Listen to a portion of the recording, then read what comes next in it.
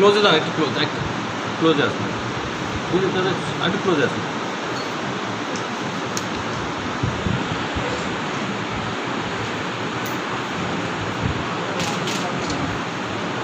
এটা হাতে ঢেকে যাচ্ছে বইগুলো, ওইটা হ্যাঁ বইটাকে শুধু আমার এই বইটি প্রকাশ করেনি, একাধিক বই আমার প্রকাশ করেছেন, বিদেশেও আমার বই চলে, সেগুলো আমি এখানে বলছি না। আমার ঘরে আছেন যে বিভিন্ন মিডিয়া হাউস থেকে যারা সাংবাদিক বন্ধুরা আছেন, আমার ব্যক্তিগত পক্ষ থেকে এবং আমাদের প্রকাশকের পক্ষ থেকে তাদের সবাইকে স্বাগত জানাচ্ছি, নমস্কার, শ্রদ্ধা এবং কৃতজ্ঞতা জানাচ্ছি তাদের সবাইকে। যদি কোনো অনুষ্ঠানে ছুটি থেকে যায় আপনারা মার্জনা করবেন এবং আমি অনুষ্ঠান শেষে আপনাদের জন্য ইন্টারাকশনের সময়ে আমি সেই সুযোগটা দেব। এখানে এসেছেন আমার আমি আজকে বই যে লঞ্চ হবে সেটা জেনে আমার কল্যাণী বিশ্ববিদ্যালয়ের কয়েকজন অধ্যাপক এসছেন, ছাত্রছাত্রী এসছেন, গবেষক এসছেন, তাদের সবাইকে প্রকাশক পাবলিশিং হাউস এবং আমার পক্ষ থেকে আমি কৃতজ্ঞতা প্রকাশ করতে ধন্যবাদ দিচ্ছি। এবং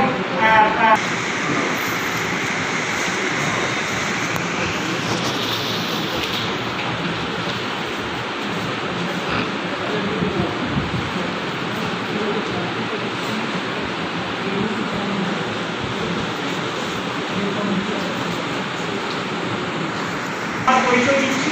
আপনারা জানেন যে আমি গৌতম পাল, আমার পেশা হচ্ছে অধ্যাপনা এবং বিজ্ঞান গবেষণা। অধ্যাপক এবং বিজ্ঞানী হিসাবে আমি কল্যাণী বিশ্ববিদ্যালয়ে বর্তমানে আছি। বর্তমানে আমি একটি প্রশাসনিক পদে আছি, প্রভাইস চ্যান্সেলর কল্যাণী ইউনিভার্সিটির পদে আছি। এগুলো আমি আমার পরিচয় হিসেবে আমি দিলাম, কিন্তু এই বইয়ের ব্যাপারে আমি দু একটা কথা আপনাদের বলব।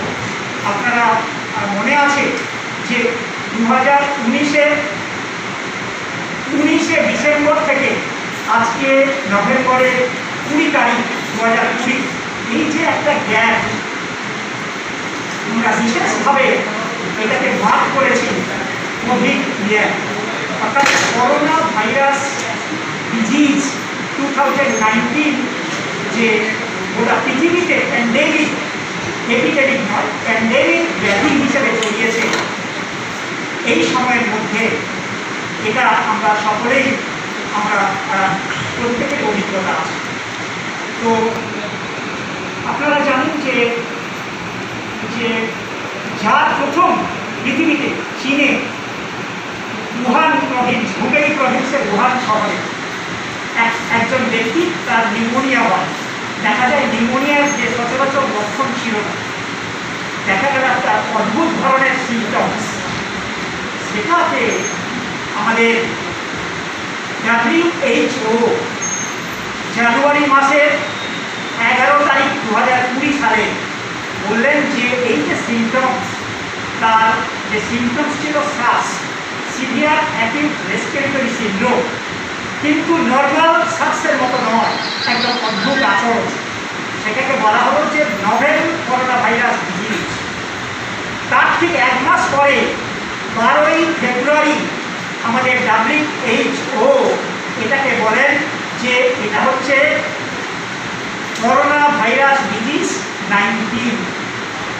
এবং একটা বিশেষজ্ঞ কমিটি WHO, তাকে বলা হচ্ছে corona virus study group international committee, যে ভাইরাসের জন্য হয় এটাকে নামকরণ করেন যে সার্স করোনা ভাইরাস 2। তাহলে আপনারা জানেন আমাদের কীভাবে আপনারা জানেন, মিডিয়া, বিশেষ করে সংবাদ মাধ্যম, প্রশাসন, প্রশাসনিক আধিকারিক, চিকিৎসক, নার্স, স্বাস্থ্যকর্মী, সাফাই কর্মী, আরক্ষা কর্মী, তারা সবাই জানেন যে কী কী লক্ষণ। প্রত্যেকে আমরা জানি, সাধারণ মানুষ, সংবাদ মাধ্যম সেটা পরিবেশন করে। আমি শুধু এখানে বলবো যে এই করোনা ভাইরাস ডিজিজ নিয়ে বইটা লিখলাম কেন, আমি একটু আগে বললাম। এই corona virus disease 1, corona virus disease খুবই সংক্রামক। 2, এটা নিমেষেই একজন মানুষ থেকে আরেকজন মানুষের ছড়িয়ে পড়ে, সংক্রামক বলে। 3, কেন ছড়িয়ে পড়ে না আমাদের দেখবেন শ্বাসতন্ত্র এই নাকের মাধ্যমে আমরা যে মাস্ক করে আসি নাকে ঢুকে রাঙে ঢুকে পড়ে যে কেন না এই ভাইরাস আমরা যেমন দরজা দিয়ে ঢুকছি আমাদের গোটা বডিতে ঢুকতে পারে না একমাত্র রাঙে এবং তার বিভিন্ন অঙ্গে বিভিন্ন করোনা ভাইরাসের জন্য দরজা রয়েছে সেই করোনা ভাইরাস সেই তার নিজস্ব দরজা দিয়ে ঢুকেছে সেই কারণে আমাদের রেসপিরেটরি সিস্টেম এফেক্টেড হয় আমরা শ্বাস নিতে পারি না অন্যান্য সিমটমস আছে তো এই যে আমি ঠিক বললাম যা তার কোনো এখনো টিকা নেই টিকা হয়তো 1-2 মাসের মধ্যে এসে যাবে আমি এই সম্পর্কিত বলি আপনারা জানেন যে ডেঙ্গু ভাইরাস ডেঙ্গুর কোনো কিন্তু এখনো টিকা আমরা আবিষ্কার করতে পারিনি আপনারা জানেন কলেরার টিকা আবিষ্কৃত হয়েছে কাজ করেনি আপনারা জানেন জওহরলাল নেহরু আমাদের কলকাতায় এসে আপনারা যখন কালাজ্বরের টিকা আবিষ্কার করেছিলেন কালাজ্বরের টিকা কাজ করেনি কারণ এই করোনা ভাইরাস হচ্ছে একটা RNA ভাইরাস সেই বইতে ক্লিয়ারলি বলা আছে ভাইরাস কি ভাইরাস কেমন দেখতে ছোট্ট একটা উদাহরণ দিই আপনারা জানেন যে আমাদের পোলিও ভাইরাস তার ডায়ামিটার কত 30 ন্যানোমিটার একটা লবণের দানাকে যদি আমরা ভাগ করি তার 10,000 ভাগের 1 ভাগ হচ্ছে আমাদের পোলিও ভাইরাস এবং 30 nanometre polio virus corona virus হচ্ছে 60 থেকে 120 ন্যানোমিটার বুঝতে পারছেন অতএব আমাদের টিকা এলে আপনারা জানেন WHO ডিরেক্টর জেনারেল বলেছেন টিকা এলে করোনা ভালো হয়ে যাবে আমরা মাস্ক করে ফেলবো আমরা মানে নর্মাল জীবনযাত্রা করবো তা নয় হয়ে যাবে একটা ডাক্তাররা বলবেন আমি এখন বলছি না পঞ্চমত আমাদের কোনো ওষুধ আবিষ্কৃত হয় এই কারণে আমাদের করোনা ভাইরাস নিয়ে তাহলে আমরা নিয়ন্ত্রণ করবো কী করে prevention is better then cure এই প্রবচন আপনারা জানেন আমি সকলকে সাধারণ মানুষকে এই করোনা ভাইরাস কি কেন হয় কেন তারা সংক্রামক কেন ভিরুলেন্ট মানুষ মারা যাচ্ছে কেন কোন কোন মানুষ কোন বয়সের মানুষ বেশি করে আক্রান্ত হয় কী করে আমরা এই যে রোগটাকে শনাক্তকরণ করতে পারি হ্যাঁ আপনারা জানেন RT-PCR বা rapid diagnostic test antigen test antibody test কোন কোন এখন ওষুধ নেই তাহলে কোন কোন ওষুধ আমাদের অন্যান্য ডিজিজ আপনারা জানেন যে আমাদের ইবোলা ভাইরাস ইবোলার এগেনস্টে একটা ওষুধ ব্যবহার করা হয় তাকে বলা হচ্ছে রেমডেক্সিভির সেটাকে ব্যবহার করা হচ্ছে ইনফ্লুয়েঞ্জার ভাইরাস ওষুধ ফ্যাভিপিরাভির সেটাকে ব্যবহার করা হচ্ছে প্রোটোজোয়ার ওষুধ আইভারমেকটিন সেটাকে আমরা ব্যবহার করছি আপনারা জানেন আর্থ্রাইটিস এবং ম্যালেরিয়া রোগ ক্লোরোকুইন অ্যাজিথ্রোমাইসিন সেগুলোকে আমরা ব্যবহার করছি আপনারা কিছু মানে আয়ুর্বেদিক আপনারা জানেন আমার বইটা সপ্তাহে আছে হোমিওপ্যাথিক এখানে ডাক্তার প্রখ্যাত প্র্যাকটিশনার আছেন সেগুলো ওষুধগুলো আছেন তারা বলবেন তো এখন ওষুধ নেই ওষুধ হয়তো তাড়াতাড়ি আবিষ্কার হবে ওষুধ এলে হয়তো আমাদের নিরাময় ঘটবে তার আগে এই বইটির মাধ্যমে আমি সবাইকে সচেতন করতে চাইছি যে আপনারা শুধু বিশেষজ্ঞ নয় সাধারণ মানুষ জানতে পারবে কীভাবে তারা কী খাদ্য খাবে আমি শেষ করবো আর একটা কথা বলে আপনারা জানেন যে করোনা ভাইরাস নতুন নয় করোনা ভাইরাস প্রথম পৃথিবীতে এসছে আপনারা জানেন 1960 সালে তারপরে আবার 2002-এর করোনা ভাইরাস রোগ হয় 2002-এ সার্স করোনা ভাইরাস রোগ হয় 2002-এ সার্স করোনা ভাইরাস রোগ থেকে এসেছিল জানেন সেই করোনা ভাইরাস এসেছিল আমাদের চীনে সেই আমাদের বেজির মতো নেউলের মতো একটা প্রাণী আমাদের দেখবেন গোয়ানান মার্কেটে পাওয়া যায় চীনের বিভিন্ন ধরনের মার্কেটে আপনারা দেখবেন ফিলিপিন্স চীন হংকং তাইওয়ান সেখানে ওয়েট বাজার সেখানে সাপ ব্যাং বিভিন্ন মাছ বিভিন্ন পশু পক্ষী পাওয়া যায় সেগুলো মানুষের খাদ্য হিসাবে তার মাধ্যমে এসছে এখানে এই কোভিড-19 করোনা ভাইরাসের সাথে সবথেকে বেশি মিল পাওয়া গেছে সেখানেও ভাইরাস পাওয়া গেছে তার মধ্যে জানেন পাওয়া গেছে আমাদের ব্যাগ বাদুড় কিন্তু বাদুড়ের করোনা ভাইরাস মানুষের রোগ তৈরি করতে পারে না তাহলে ইন্টারমিডিয়েট ভর্তি হিসেবে আরেকটা প্রাণীকে শনাক্তকরণ করা হয়েছে চীনে মানুষেরা খায় প্যাঙ্গোলিন অর্থাৎ করোনা ভাইরাসের সাথে প্যাঙ্গোলিনের শরীরে যে ভাইরাস তার একদম 96% সাদৃশ্য পাওয়া গেছে মনে করা হচ্ছে প্যাঙ্গোলিনের মাধ্যমে মানুষের এই কোভিড-19 এসছে হতে পারে সিমেন্ট ক্যাটের মাধ্যমে এসছে অর্থাৎ কোভিড-19 পুরোপুরি প্রাণীবাহিত রোগ বিজ্ঞানের পরিভাষায় বলা হয় জুনোটিক ডিজিজ এই কারণে আমি একটি কথা বলছিলাম আমরা কোন প্রাণীর সহধর্মে থাকবো কোন খাদ্য খাবো কোন প্রাণীকে খাদ্য হিসেবে গ্রহণ করবো কোন উদ্ভিদকে খাদ্য হিসেবে গ্রহণ করবো এই বইটি পড়লে অর্থাৎ সামগ্রিকভাবে যে করোনা কোভিড-19 ওষুধ এবং টিকার সাথে যদি আমরা এই নিয়মগুলো মেনে চলি, সর্বসাধারণ সবাই যদি করোনা ভাইরাস রোগ সম্পর্কে তাকে প্রতিরোধের যে উপায় বা প্রণালী সম্পর্কে সচেতন থাকে, তাহলে আমরা সার্বিকভাবে করোনা ভাইরাসকে প্রতিরোধ করতে পারব। আমি মনে করছি করোনা ভাইরাস আরও 3-4 বছর থাকবে, কিন্তু তার ভিরুলেন্স কমে যাবে। জাস্ট ইনফ্লুয়েঞ্জা, নিউমোনিয়ার মতো হয়তো সারা যুগ যুগ মানুষের মধ্যে থেকে যাবে, পৃথিবীতে থেকে যাবে যাবে না। কিন্তু আশা করব এটা নিরাময় হবে, মানুষ তার ওষুধ পাবে এবং সার্বিকভাবে এই বইটির মাধ্যমে আমরা সেটাকে করোনা ভাইরাসকে প্রতিরোধ করতে পারবো। শেষ করছি, আমার পাবলিশার তিনি না থাকলে মনে হয় এই বইটা পাবলিশ করা যেত না। অসাধারণ ব্যক্তি, ফরেস্ট্রিট পাড়ায় তাকে বলা হয়, আমি বলি কম্পিউটার। গোটা পৃথিবীতে কি বই বেরোচ্ছে প্রতিদিন, তার লেখককে, তার দাম কত, নিমেষে বললে নিমেষে বলে দিতে পারেন। তাই অসাধারণ ব্যক্তি, তাকে আমার মনে হয় প্রশাসনের পশ্চিমবাংলায়, ভারতে তাকে চেনেন না এমন ব্যক্তি নেই। আমার বই প্রকাশের জন্য তাকে আমার তরফ থেকে আমি শ্রদ্ধা এবং অসীম কৃতজ্ঞতা পোষণ করছি। আমি অসীম কৃতজ্ঞতা প্রকাশ করছি যারা বইটি প্রিন্ট করেছেন, যারা কম্পোজ করেছেন, ছবি এঁকেছেন, সবাই যারা সাহায্য করেছেন তাদের সবার কাছে কৃতজ্ঞতা প্রকাশ করছি। পাবলিক হাউসের সমস্ত স্টাফ, এখানে পাবলিশিং ম্যানেজার অনুত্তম আছে, তাকেও আমার শ্রদ্ধা জানাচ্ছি। পরিশেষে আমি যারা আজকে বইটি আমাদের লঞ্চ করবেন, তারা এসে সত্যিকারে আমাদের সম্মানিত করেছেন। সেই কারণে আমার পক্ষ থেকে, পাবলিশিং হাউসের পক্ষ থেকে অসীম শ্রদ্ধা, কৃতজ্ঞতা আমি তাদের জানাচ্ছি। এবং মিডিয়া হাউস যারা সাংবাদিক বন্ধু এসেছেন, তাদের সত্যিকারে সবাই আমরা বলছি কোভিড-19-এ যে তারা সামনের সারি যোদ্ধা। আমি বলবো তাদের সাংবাদিকদের, তারাও আমাদের সংবাদ পরিবেশন করে কোভিড-19কে বিরোধ করতে সাহায্য করছেন। আমরাও তাদের প্রথম শ্রেণীর সৈনিক হিসেবে শ্রদ্ধা করি। তাদের আমি ডেজিগনেট করছি, তারা আমার পক্ষ থেকে, পাবলিশিং হাউসের পক্ষ থেকে অসীম শ্রদ্ধা কৃতজ্ঞতা। আপনি বলে দিন তার করোনা ভাইরাস, যেটা গবেষণায় জানা গেছে আমাদের উহানে ভাইরাসটা তো মানুষের দেহ থেকে আনা হয়নি, প্রাণী দেহ থেকে আনা হয়েছে।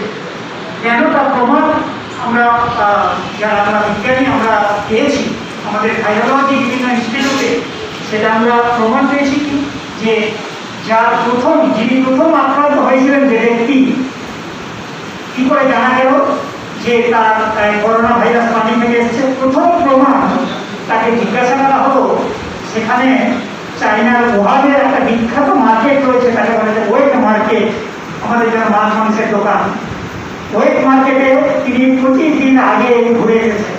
অর্থাৎ সেখানে বিভিন্ন প্রাণী, জ্যান্ত প্রাণী পাওয়া যায়, বলা হয় আমি প্রাণী কিনবো, তুমি কেটে প্রিপেয়ার করে দাও।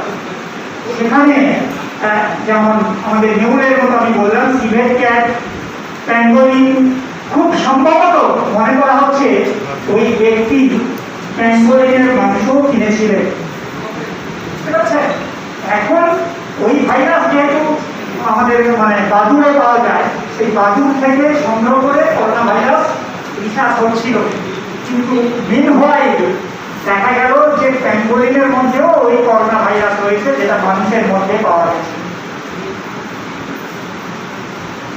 অর্থাৎ আমাদের রাজনৈতিকভাবে দোষারোপ করা হচ্ছে চীনের ল্যাবরেটরিতে, কিন্তু বিজ্ঞানসম্মতভাবে সেখানে দেখা গেছে ওই ল্যাবরেটরিতে যে ভাইরাস নিয়ে গবেষণা হচ্ছিলেন, করোনা ভাইরাস যেটা বাদুড়ের শরীরে পাওয়া গেছে, ওই ভাইরাসটি পাওয়া গেছে। তবে কোনো কারণে হয়তো ওহানের ওই ল্যাবরেটরি থেকে কোনো কারণে ছড়িয়েছে, বা এই ফরেন ওয়েট মার্কেট থেকে প্যাঙ্গোলিনের মাধ্যমে ছড়িয়েছে।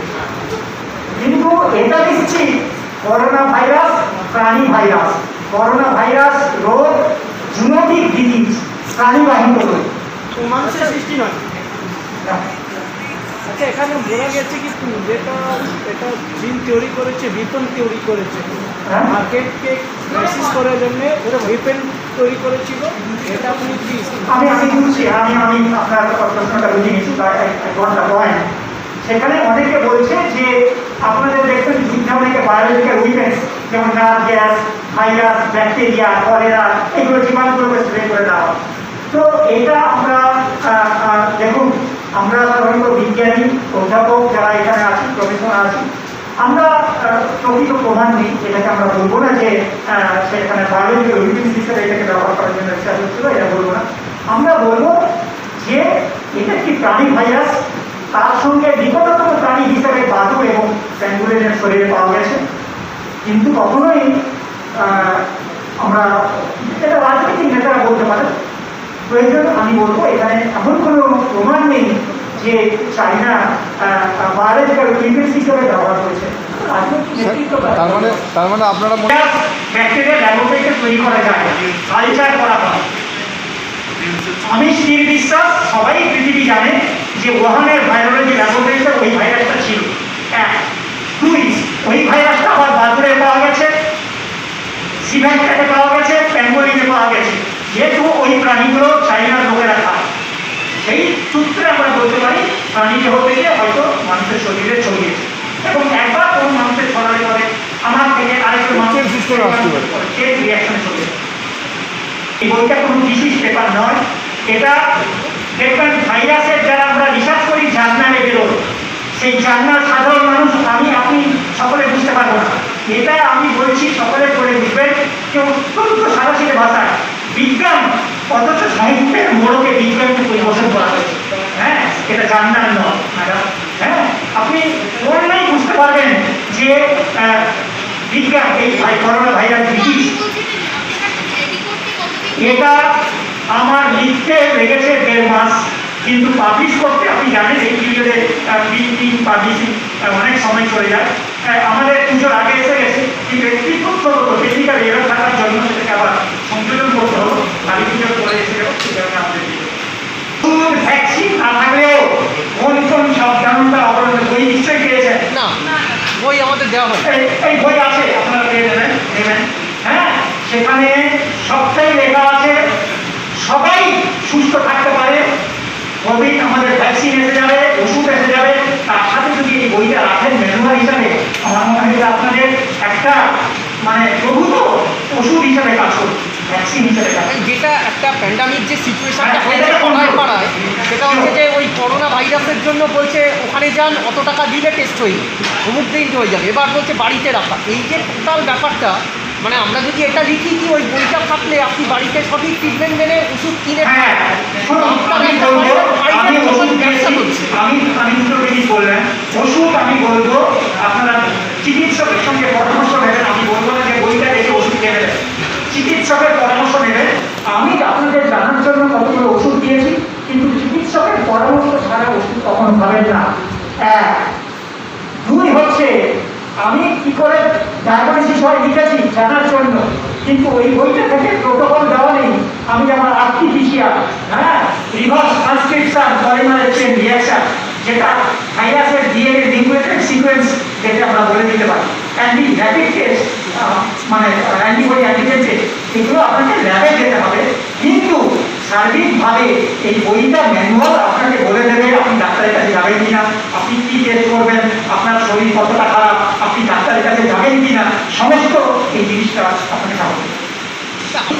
ম্যাক্সিমাম মানুষই খেয়েছে, ওইটা আমিও খেয়েছি, কিন্তু আলটিমেটলি অনেকের বক্তব্য ছিল যে যাদের শরীরে অন্য কোনো রোগ আছে, কারণ ধরুন প্রেশার আছে, থাইরয়েড আছে, কি কোলেস্ট্রল আছে। আমি একটু আগে বলছিলাম যে আইনকে ইংলিশে বের করেছে একটা স্ট্যান্ডার্ড কতগুলো সিম্পটোমোলজি দেখি, তার মানে এই নয় যে this is the specific medicine for all the corona virus.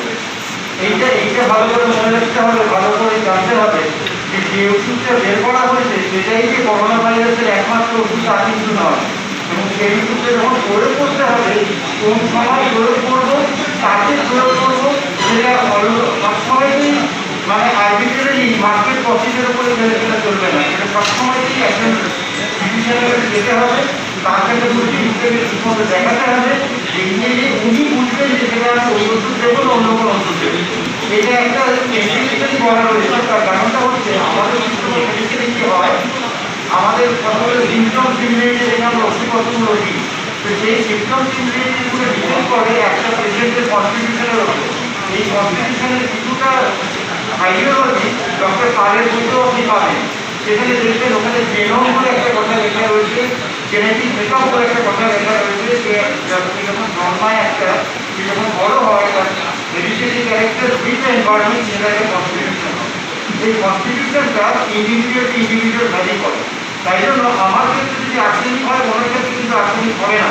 তার কারণটা কেন না, টু ইন্ডিভিজুয়াল হিউম্যান বিংসের প্রসেসে হয়। তাদের জিনিসগুলো কিন্তু এক, কিন্তু কোথাও না কোথাও তার মাইনর কতগুলো চেঞ্জেস আছে, যেখান দিয়ে আমি একজনকে এমনকি টুইন্স অফ নট অ্যালাইভ। সুতরাং আমার যে আর্সেনিক নেই, আমি যে আর্সেনিকের যে আমার কী হবে, তার মানে এই নয় ডক্টর ভালো আর্সেনিক দিয়ে কী হবে। তাহলে এই যে একটা ইন্ডিভিজুয়াল ভুলভাল ধারণা যে আমি আমার হয়েছে বলে আমি আর্সেনিক খাবো, তাই কিন্তু তৈরি। আমার অনেক ওষুধ আছে, অনেক সিমটমের উপর বেস করে আমাকে ফিজিশিয়ানের কাছে যেতে হবে। সে তখন তাকে গাইড করবে যে কী করণীয়, তুমি কোন স্টেজে এসছো, তোমাকে কী করবো, তোমাকে কী ওষুধ দেবো, এই একটা প্রধানত। আরেকটা হচ্ছে আমরা যেহেতু সিমটম নিয়ে কাজ করি, এই নয় যে আমরা প্যাথোফিজিওলজিটা জানি না কিংবা প্যাথোজেনেসিসটা জানি না, তা নয়।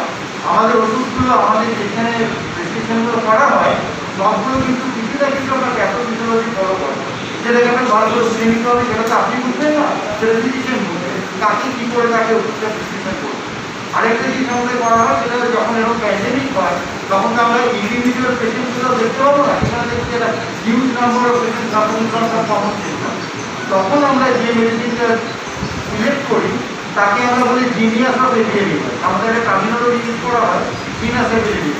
তখন আমরা দ্যাট স্পেসিফিক মেডিসিনটা তখন আমরা দেওয়ার চেষ্টা করি কতগুলো কমন ফিচার্সের ওপর। বা দ্যাট ডাজ নট মিন যে ওই ওষুধটাই আপনার সকলকে সারিয়ে দেবে, তা নয়। আমরা তো পারবো না যে কার এতগুলো লোককে একসাথে ট্রিটমেন্ট করতে, কিন্তু এতগুলো লোকের ডাটা কালেকশন করতে। আমরা মোটামুটি একটা আইডিওলজি করে, টোটালিটি করে আমরা ওষুধটা দিই। তার মানে এই নয় যে ওই ওষুধটাই চিন্তা স্পেসিফিক মেডিসিন ফলো করতে হবে, এটা একটু বুঝে নেন। ডক্টর সেনগুপ্ত, আপনার কাছে দুটো কোশ্চেন রয়েছে।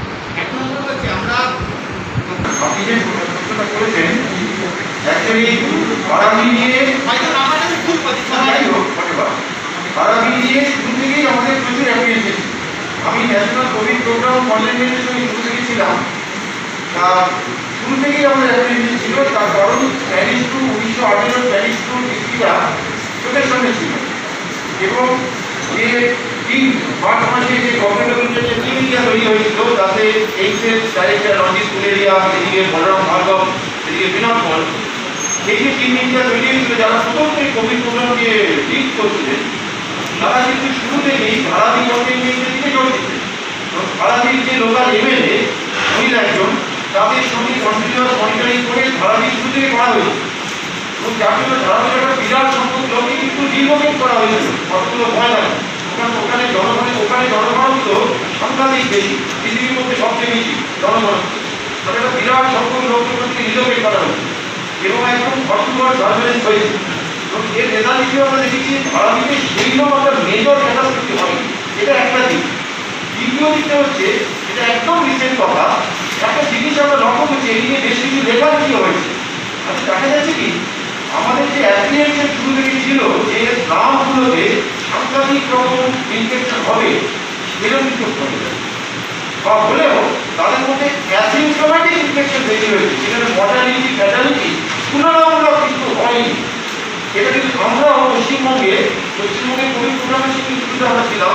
আমরা একসময় ভেবেছিলাম যে বাসন্তী কলোনি বা নন্দনা বস্তি, রেললাইনের বস্তি, এগুলোকে আমরা বিভিন্ন এরিয়াগুলোকে শিফট করবো, রিনোভেট করবো।